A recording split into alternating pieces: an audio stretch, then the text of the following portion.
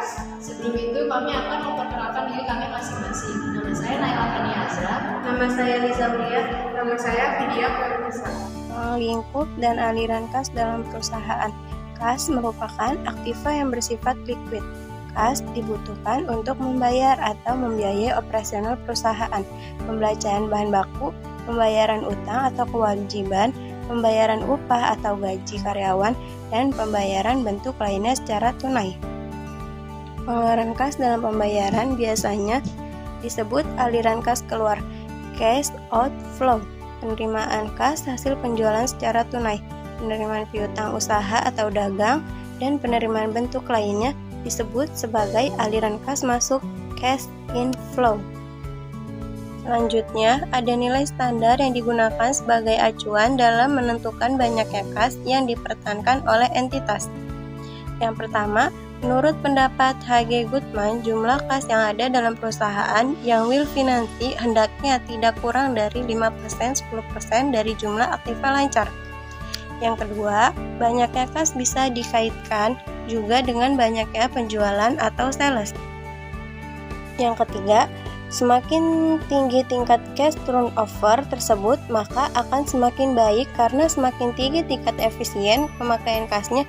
Namun cash turnover yang berlebihan tingginya mengartikan bahwa jumlah kas yang tersedia terlalu kecil atau sedikit untuk kapasitas penjualan yang bersangkutan.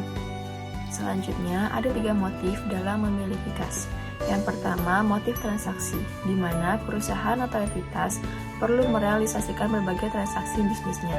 Yang kedua, motif berjaga-jaga, di mana motif ini bertujuan untuk berjaga-jaga jika adanya kebutuhan yang bersifat mendesak. Dan yang terakhir, motif spekulasi, di mana motif ini memiliki arti yakni dalam hal keinginan untuk mendapatkan keuntungan yang banyak pada suatu peluang investasi. Selanjutnya, manajemen kas memiliki beberapa sumber arus kas. Yang pertama, perolehan transaksi perdagangan termasuk ke dalam bentuk piutang. Yang kedua, penjualan aset tak lancar atau aktiva tetap. Yang ketiga, terdapat tambahan dana atau modal dari pemilik entitas. Yang keempat, adanya bukti terhadap utang seperti utang bank, obligasi, ataupun wesel tagih. Yang kelima, penghasilan ini dapat dari luar usaha yang dijalankan, seperti bunga. Dan yang terakhir, asal perolehan kas dari pembagian saham, hadiah, pembayaran sewa, bahkan pajak pada periode sebelumnya. Selanjutnya, anggaran atau budget dapat dibedakan menjadi 2 jenis. Yang pertama, estimasi penerimaan kas. Estimasi atau perhitungan penerimaan kas merupakan gambaran penerimaan dana pada periode tertentu yang berasal dari penjualan secara tunai, penerimaan bunga, penerimaan piutang, hasil penjualan aktiva tetap, serta penerimaan-penerimaan lainnya. Dan yang kedua, estimasi pengeluaran kas. Estimasi atau perhitungan pengeluaran kas merupakan gambaran pengeluaran yang dilakukan oleh entitas seperti pembelanjaan bahan baku, pembayaran upah atau gaji karyawan, serta pembayaran-pembayaran lainnya yang bersifat tunai. Selanjutnya ada manajemen kas. Manajemen kas ialah sistem pengelolaan atau sistem pengaturan terhadap keuangan perusahaan pada arus kas, di mana perusahaan berusaha mempertahankan likuiditasnya dari aset perusahaan. Fungsi dari manajemen kas juga untuk mengoptimalkan dalam penggunaan kas. Dalam pengelolaan kas, manajemen kas memiliki tujuan khusus.